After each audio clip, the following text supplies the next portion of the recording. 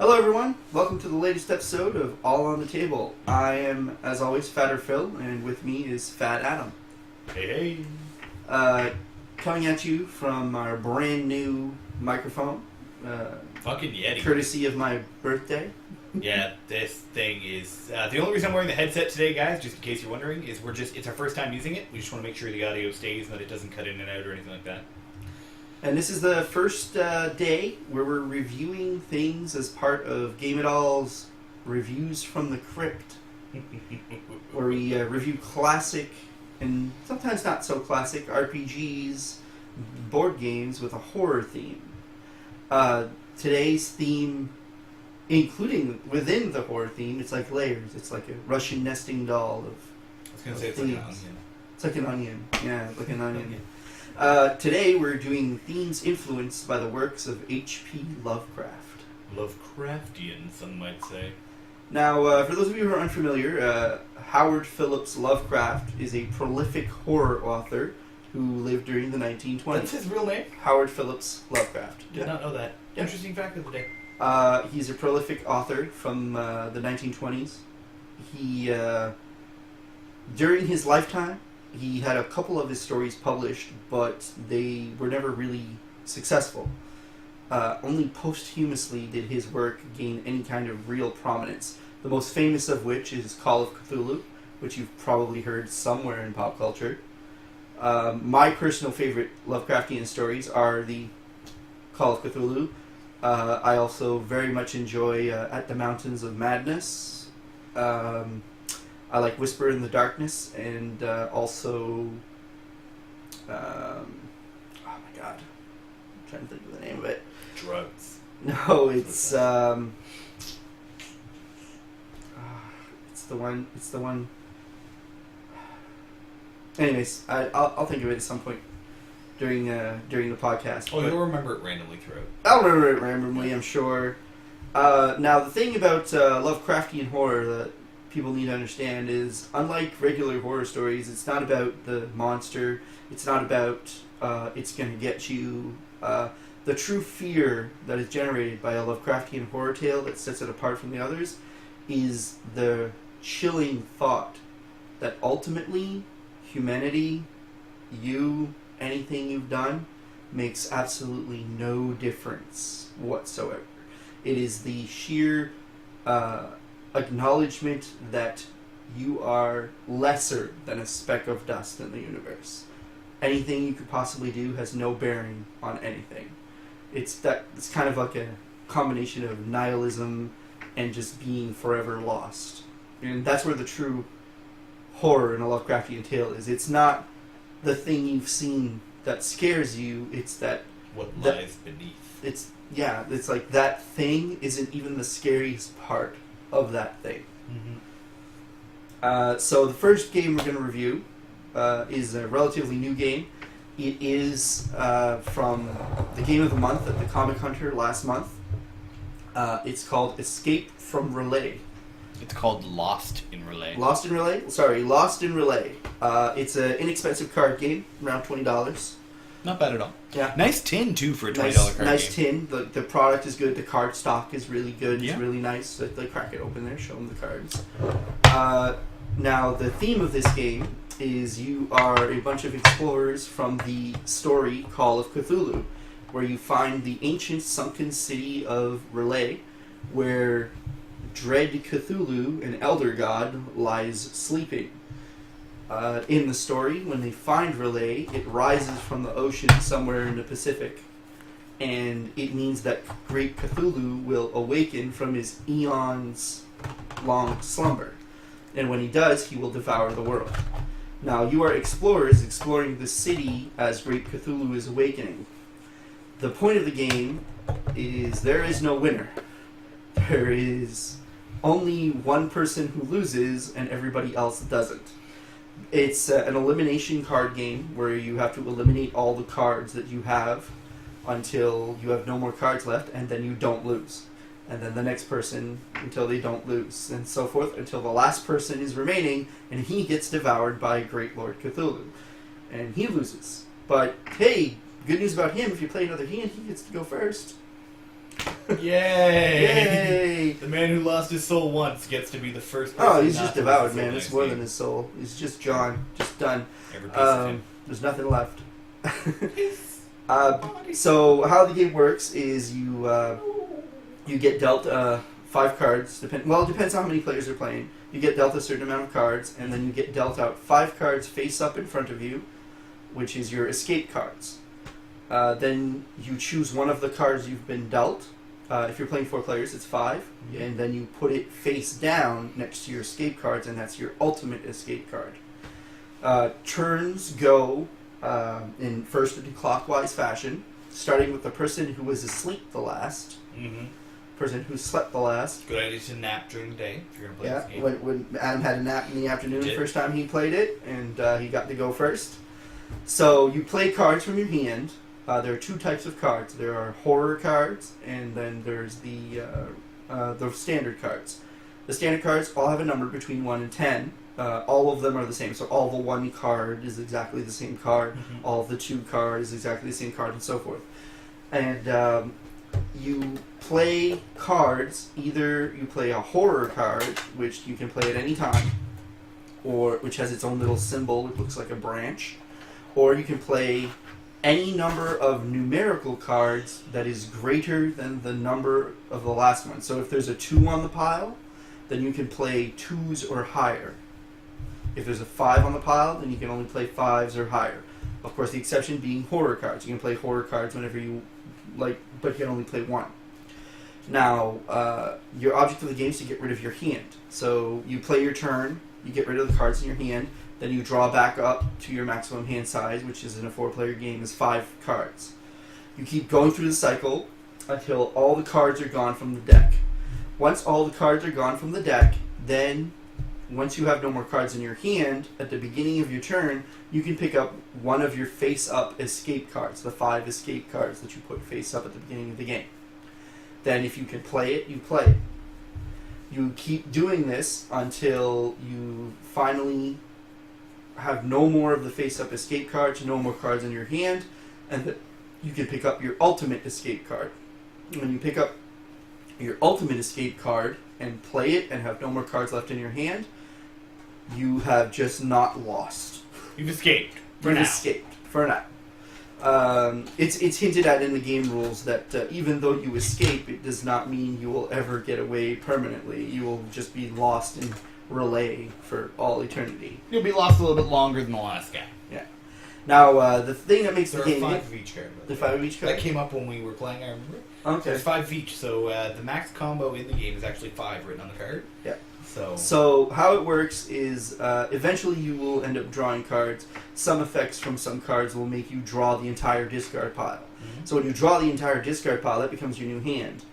You can play cards of any... When you play cards of a certain numeric value, you can play any amount of them you want. And when you do, sometimes there's an effect that and it's written on the cards. Most of them trigger at 3, although there are cards that trigger at 2 and 1. Mm-hmm. So like sometimes they'll be like, just play again.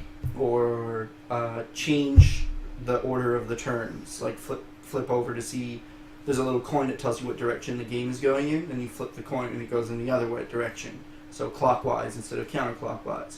Some of them will be like, remove the discard pile from the game, play again, or just remove the discard pile from the game. Or even the nastiest one, pick up the discard pile and give it to a player of your choice, and then play again. So targeting Phil with that tactic is the more cards you play, the stronger the more cards you play in a sequence, the stronger the effects are.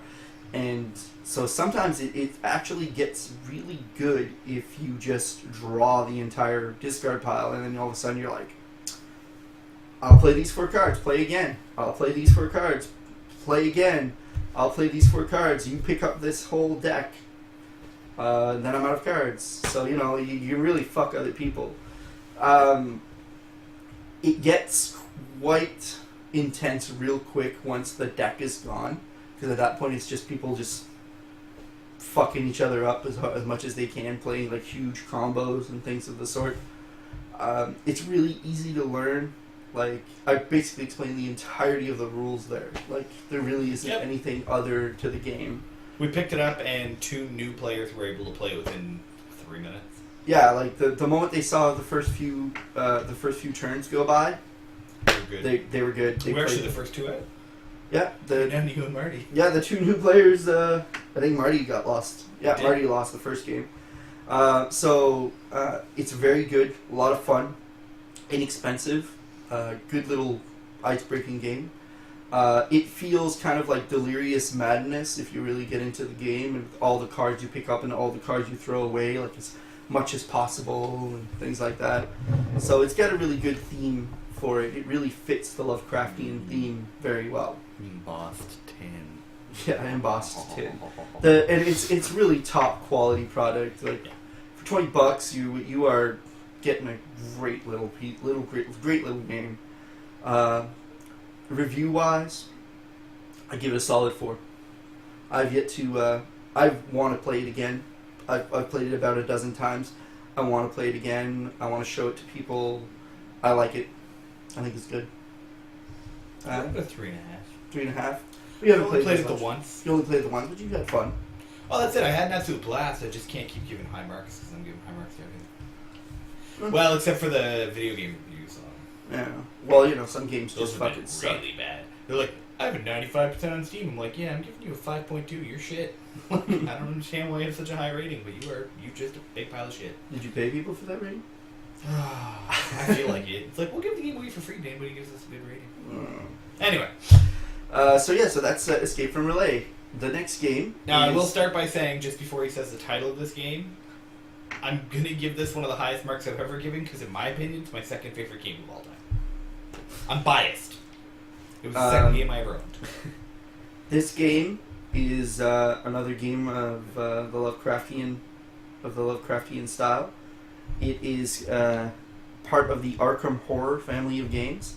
It is called Elder Sign, as made famous as by Tabletop, because I saw it be played at They played Tabletop. it so wrong, though. Yeah, they did fuck up the rules a bit, but whatever. There's also an app. Yeah, there's an app for it. You can play it. You can play it App with the does app. not play well. If you're going to buy the app, it's fun, but don't expect that that's how the game's actually played, because in the app you have to control multiple characters yourself, Mm-hmm. and it just gets confusing because the rules aren't the So- same as the board game. Elder Sign. Yay! It's a sign of elders. This particular game. Looks well used. Oh yeah, we played the crap out of this. I have an expansion. I have the Unseen Forces expansion. I've never played that one. There's quite a few little pieces to it, a few components. Like this is your time, your little clock thing. It's how you measure turns.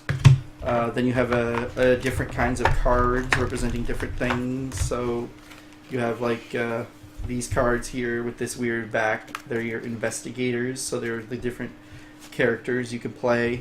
Each one of them has a superpower that you can Yeah, use. each one of them has a different power that it will be. Then you have these cards here, which are the Great Old Ones. These are all the different creatures that you have to fight during the game. Like they're basically the boss of the game. Each of them gives you a different kind of game that you play. Like the King in Yellow, his ability is each time an investigator resolves an Otherworld card, add 1 Doom token to the Doom track, and Doom track determines when the game ends and the Elder awakens. And you also have to fight them. tosses shit at you. Yeah. Throughout.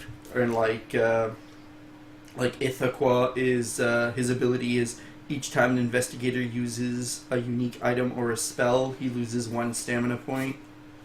Then you have Azathoth. If Azathoth awakens, the game ends. You don't even get to fight him. The game just ends. So each of them adds a different flavor, a different. Azathoth's an asshole. Azathoth is we've beaten it though. I think we've beaten it with Azathoth once. Then you have these cards. These cards here, which are location cards, and these location cards on the front have a bunch of little quests on them, which are listed here. Is it the hedge maids, Phil? The hedge maze, yeah.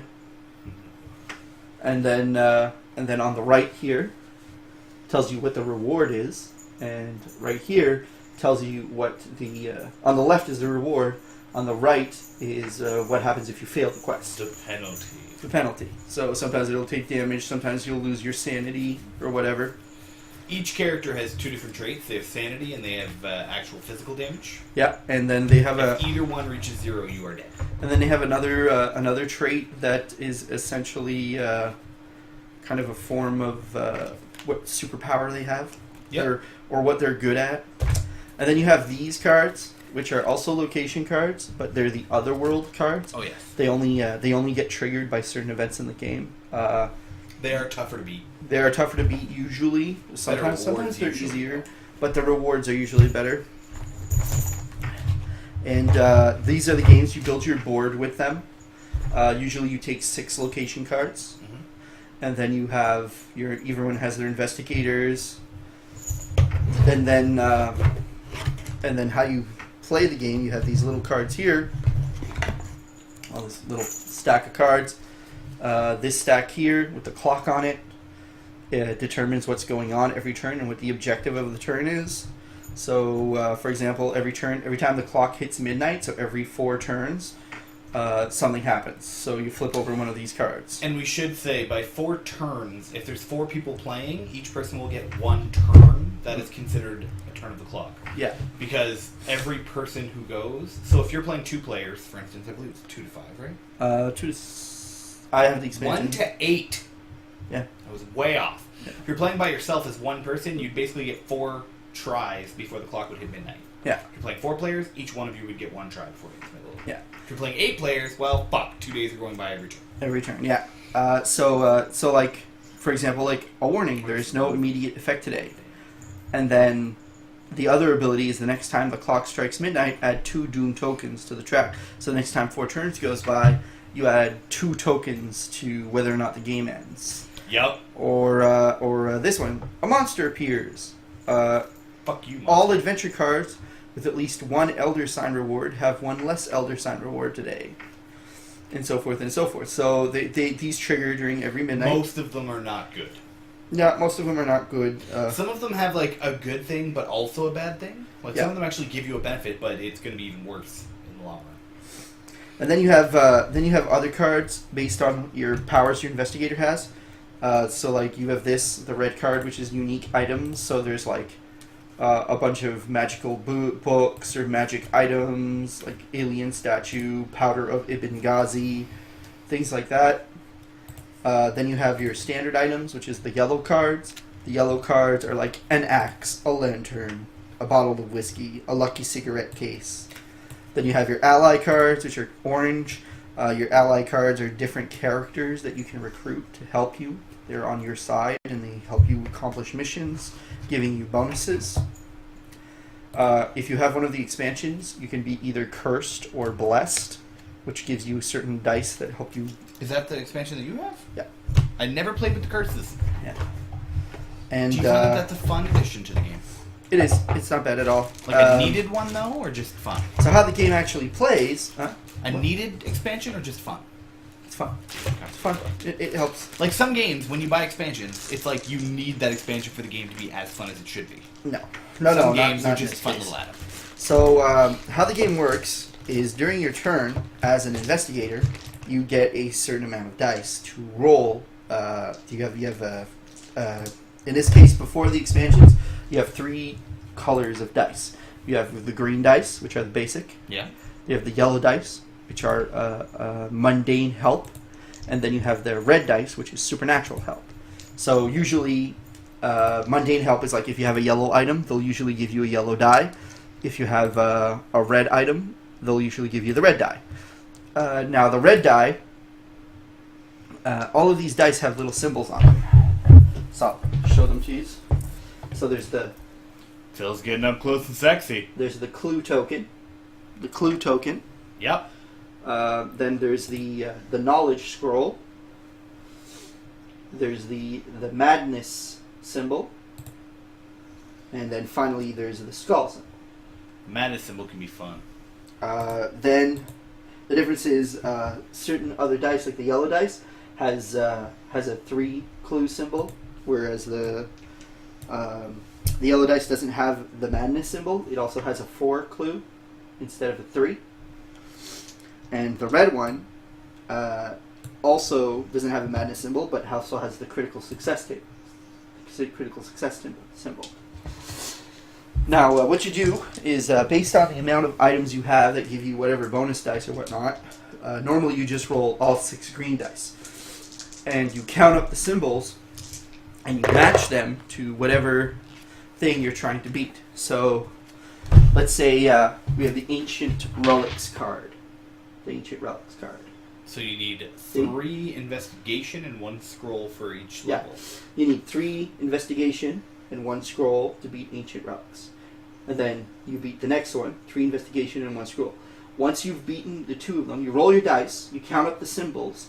Once you've beaten, you have enough dice to cover the symbols, you do that. Then you roll whatever remaining dice are left. If you get the symbols, you cover that. If you beat it, you beat it. You get the reward, which is on this side. That's the reward. In this case, your reward is the boot print is a clue token, which gives you rerolls. Yeah. And the book is you get a magic item. You get a spell. The failure on this side is a sanity. It's a brain, so you lose a sanity point. If you lose all your sanity points or all your health points, you're either dead or you go insane, and you lose the game. You're out of the game. Either way, you're cuckoo for Cocoa Puffs. Yeah. There are other variants to the game as well. Like, for example, if this card ends up popping up, you'll see there's a little green symbol right there. That little green symbol means it locks a green die for everyone as long as this is on here. So you have 1 less green die to roll. Sometimes there's a yellow, sometimes there's a red. So until you get rid of this quest, that green die is locked permanently. Fuck you, Cthulhu. Now, the other thing on the card you need to notice is, like right here, you'll see that there's a white frame around the quest. What does that mean, Phil? That means that when you put this card down, it spawns a monster token. Monster tokens are here, and there are a bunch of different little cardboard monsters. Little cardboard monsters. So, for example, this is your cultist, right? So if you spawn it, you draw a random monster. So in this case, I would have drawn the cultist, and he overlays the white framed thing. So in order to beat this, I first have to defeat the cultist, which will then reveal that one.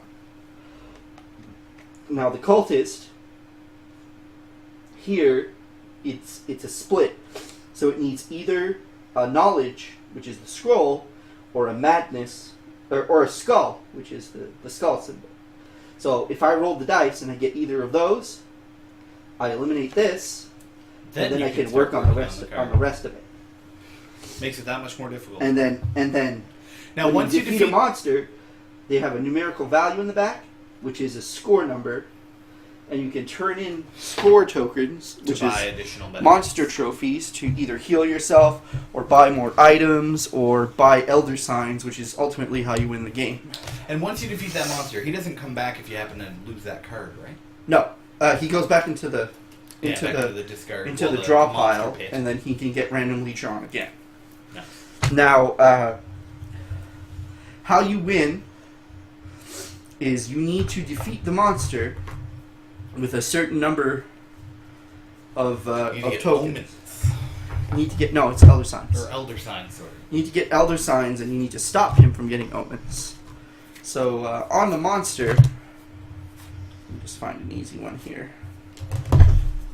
So you got monster Nyarlathotep. So this here is the Doom track. Try saying that 3 times fast. And this here is the number of elder signs needed to defeat him, to seal him away. In this case, it's an 11. So if over the course of closing quests, completing quests over the course of the game, you collect 11 elder sign tokens, which are a reward that you can get, then you win. He's defeated. And every does the Doom track go up every 12? Every time the clock strikes midnight, the Doom track goes up by 1. And there's also different cards that can actually make a card can make it go up by 1. anytime a doom track goes up and it covers one of these symbols, it's a monster spawned randomly on one of the cards. Yep. And you have to kill that monster before you can fight the card. Now, let's say the worst happens and the doom track gets filled to full. The next turn, Nyarlathotep is summoned. So that means you have to fight him. The doom track works as hit points for Nyarlathotep. So in order to kill him, you have to deal him, in this case, 9 hit points. To deal him 1 hit points worth of damage, you need to roll exactly the symbols that are listed right here. So during your turn, if you roll 2 madness symbols, he loses a doom track token. It's only when he's summoned. If you can do that 11 times, you manage to beat him. Every turn you don't do it, the condition happens right here, his attack. Nyarlathotep's attack is, each investigator must either discard 1 clue token or be devoured. So if you don't have a clue token, You're fucked. you die instantly. Got it. Every turn. He either That's a kills pretty a easy clue way for him to just wipe you out. He either kills a clue token or kills you. So we know if we're fighting I'm not even going to try to say that. Nyarlathotep. We know that if we're fighting him, we want to collect clue tokens just in case. Exactly. Yeah. Is there a hand limit size? I don't remember. Maybe. So, that's the gist of the game. It's basically how it works. One of my favorite games. It really is. It's just it's a dynamic game. There are some people who don't like it. For some very specific reasons. Most people, because it's super fucking difficult. No, Marty, for example, doesn't like it because, 1, he hates co-op games. Because True. it always ends up being just the person who's the best strategist out of everyone. That just kind of runs everyone else. I can picture Which that. tends to happen a lot. And 2, it's far too reliant on luck. Like, honestly, if you can't roll those dice for shit, you're gonna lose. You're gonna lose fast, and you're gonna lose bad. I can picture that. I like it. It's I a like nice co-op games myself. It depends. It depends for My me. top 3 favorite games are all co-op. I hate I agree with Marty a little bit on that. I don't like. That's why I don't like playing Castle Panic, because it's always the smartest person or the best strategist out of the group that ends up taking over the game most of the time. True. But Betrayal's my favorite game of all time. It's a co-op game, technically. Until the end. Until the end. But that's the thing. Betrayal. Even then, it's mostly co-op. Betrayal can turn that around, right? Like, that's the thing. True. And there are some game modes which actually pit you all against each other, too. Yeah. Treasure Hunt would be one. But Elder Sign is a lot of fun. It's a little bit of a learning curve at first, once you figure out where the timing goes and how to choose the right tokens and things like that. But all in all, it's a really, really good game. What? I just want to warn you, this is so sensitive and perfect of mic that even you just grazing your fingers on that is squeaking into the mic. Like this? Yeah, no joke. It's awesome. Like, when I was just moving this, not even, just opening it, all I hear is boop, boop, boop, boop, boop. I was like, holy shit. Sorry guys, we're in love with this. My mic's giving you a boner? Yeah, oh my god. Alright. I'm getting a moaner. Moaner. A mic boner. Yeah. It's a moaner. This was around $42 when I bought it, like 4 years ago. It is well used. So, like, all the corners are worn. And well, it looks like you got more than $42 worth of use. Oh, I definitely got a lot of usage out of this. We played it a lot. Multiple times in a night, really, sometimes. It's a very good game. Not for everybody. There are certain aspects to it that are iffy, you know. But all in all, I give it a solid 3. I'm giving it a 4.5. 4.5? Well, you love it, right? I'm probably going to pick up one of the other expansions. There's 2 more expansions that came out. I'll probably be picking them up at some point and trying to play. Although I heard that the more expansions you add, the harder the game gets. Oh, that's almost interesting. Yeah. If you feel that you're beating the game too easily, then that's almost like, oh, you know what, bring it on. Well, that's the thing. Sometimes we beat the game real easy, and sometimes the game just kicks our ass. It's too luck dependent. That's why I rate it so low. Because if my biggest issue with any dice game is they're all basically luck dependent. Because it really can come down to a single roll whether you. I've seen someone like get like four cards that just give them infinite red and yellow dice all the time, and they're just like beating the shit out of everything they come across. So like the game beats itself at that point. But it almost becomes an infinite roller for that one person. Yeah, and so like your turns, you're just trying to stay alive while that guy does all the work during his turn. Like sometimes it'll happen, but investigators can exchange things. Like you can give other investigators that are in the same area as you, on the same card as you, some of your items and things like that. Yeah, and so dice too. When you roll, you can lock in a specific dice on a card. Yeah, you can lock in dice. There's certain items that'll let you. If you roll a die and you're like, oh shoot, I'm really gonna need that 3 clue for later. You can like lock the die with certain items, things like that. There will be less die to roll, but you'll have that 3 clue when you fucking need it, or that skull when you fucking need it. Nothing like getting caught with your pants down. That's right. So Elder Sign. That's Elder Sign. Yeah. Final game, although this is now obsolete since 7th edition just came out. This is a month 7th edition ago. of that game. Yeah, this is 6th edition. Jesus. Is the Call of Cthulhu role-playing game. I'm going to be very upfront and very honest. I know absolutely nothing about this game. I know tons about it, but I've never actually played it. But I own it. It's just... You own like every RPG that exists. Whatever, I'm a pack rat, I guess. Yeah, there's nothing wrong with that. The Call of Cthulhu role-playing game lets you play...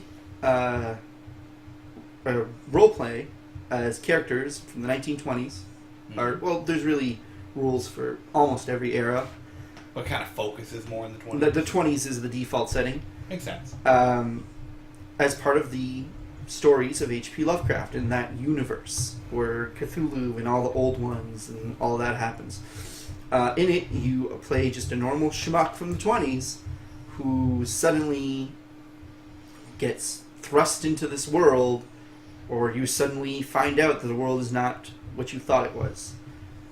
Monsters are real, and they're more terrifying than you could possibly imagine. So it's essentially Supernatural, the RPG. Oh no. No, much worse. There are only 2 fates for any investigator in the Call of Cthulhu RPG. Death or madness. Wait, so no matter what, you're going to lose? Yeah, that's the point. Well, shit. That's the point of Lovecraftian horror. There's no way to win. It's just impossible. You will never win. You will only... You get trapped in like a vortex of the same shit over. You'll only hold it off for another day, but it will come back, and you have and you can't stop it. That's where the true horror lies in Lovecraftian horror. You can never stop it. You are so insignificant of a speck in the greater scheme of things. It doesn't matter. That's the terrifying. Next thing will destroy you. It's absolutely terrifying. That's the point. That's where the horror lies. I'm now starting to see where your love for Lovecraftian comes from. Yeah, it's great. It's fantastic. It makes you think. Terrifying, but yeah, fantastic. Nihilistic as fuck. Yeah. Now, how the Call of Cthulhu role-playing games is you create your character. The system works off of percentage dice. Okay. So if you have 30% in a skill or 40%, that's how good you are. And you roll a D100, which is 2 10-sided dice. One of them is numerized for the tens, and the other one's numerized for the units. Mm-hmm. You roll them together, and if you get lower than the percentage, you succeed. If you get higher than the percentage of your skill, you fail. So, obviously, the more you get in the skill, the better you are at it, the more chances are of you succeeding. So you want to roll up. Mm-hmm. The thing that sets Call of Cthulhu apart from most other games is there's a sanity stat, and it's essentially like 2 kinds of life totals. There's actual life total, and then there's the sanity. So you will slowly go crazy. However, the game has mechanics for you to regain your sanity, which is there's certain magical items that can do it. There's actually a full mechanic in there for what happens when you check yourself into a sanitarium. Yeah, it's Batman. To regain your sanity and things of the sort. The book actually has the Call of Cthulhu in it, so you can actually read that short story. Familiarize yourself with the works of H.P. Lovecraft. These creatures are fucked. I like the idea of that game. I like the setting, the sanity stat mechanic. But I just personally think that the actual system isn't as good as other established systems. I like the fact that you can pick an occupation that helps you. Yeah, you can pick an occupation that doesn't. I do find it funny that all the occupations, as you mentioned, are basically based off of 1920s. Yeah, well, yeah, and then there's like except for tribal member. There's other occupations where there's like parapsychology. There's Victorian era, there's the 20s, and there's modern era in that book. Okay. That you can play in all three, but the default setting for the book is the 20s, 1920s. These skills, though. Yeah, it's very noir in flavor. It's very creepy.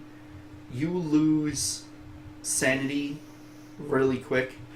One of the jokes is don't read that book because there'll be magical spells and stuff in it, but you'll gain that power at the cost of your sanity.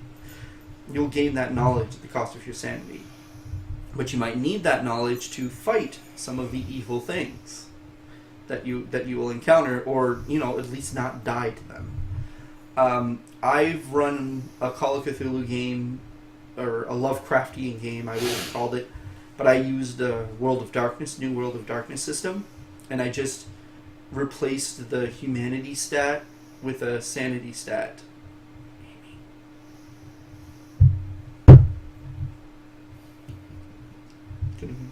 What? No, not at all. Okay. So yeah, I've replaced the humanity stat with the sanity stat, and it worked the same way, and I'm just more familiar with the World of Darkness symbol. Sorry, I'm just looking at the size difference in these beasts. This is insane. They're crazy, yeah. Yeah, sorry guys, just in the middle of the book it shows you Great Cthulhu and all the other beasts that you'll be facing, and Great Cthulhu is that giant, massive blob in the middle. Let me just show him. He's like half the size of the page, and then you can see humans up in the top left-hand side. They're everywhere. Well, there's one human in the top left hand. This is like scale. That's not even a human. That's another beast. No, that little thing right here. That little kneeling it thing shows right that there, it's a beast. That is a human. There's a deep one right next to it. But this little thing right here, that's a human. So a human's half the size of a deep one? Yeah, that's a human. That's Great Cthulhu. That's essentially scale. Yeah. And these are all the monsters, and there's like little pictures of humans getting devoured or going crazy from being around these monsters, which is appropriate. Not going well for humanity in that picture, I'll be honest with you. Oh, nothing goes well for humanity in the Lovecraftian tale. That's true. I mean, we deserve it. We messed with Cthulhu. But all in all, the fans of Call of Cthulhu role-playing game, there are a lot of fans. I'm sure if I actually really got into it, I'd probably enjoy it a lot. It's just every chance I've gotten to play it, something has come up where I've just done something else. And I didn't own this. Do you think that's when I ran my Lovecraftian game? In its own? No, it's just a coincidence. It's like, do you want to volunteer? Do you want to play? Yeah, I'm at a convention. Do you want to play in this Call of Cthulhu game, Phil, or do you want to go to bed because you've been up for 48 hours? Bed, I want to play this Call of Cthulhu. No, it was bed. Yeah. It was bed for me. Or would you rather play in this Magic tournament where you're fielding the best deck? Oh, yeah, I think I'll go play in the Magic tournament. But all in all, I'd play with you. All in all, Lovecraftian as a setting is one of my favorite horror types. Yep. So I would definitely give the actual Call of Cthulhu role-playing game, based on what I've read and what I've seen so far, I'd give a solid 3.5. If it's run well, it's probably amazing. The system seems a little more convoluted. It reminds me a lot of Rifts, and I hate Rifts. I hate Palladium, basically.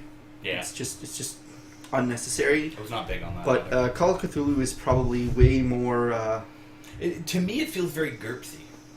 No. Just with percentages instead of the D6. No, that's Rifts. GURPS doesn't use percentage. GURPS uses 3d6. I know. That's why I said with percentages instead of the 3d6. That's Rifts. I never played Rifts. Rifts is that. Rifts is Palladium system is essentially... I feel like I would not enjoy that. You roll a percentage. Palladium's for another day. I actually enjoyed GURPS. GURPS was fun. I play GURPS every Friday and I love it. Palladium is for... We'll talk about Palladium for another day. Deal. When we talk about things I hate. Games I don't like.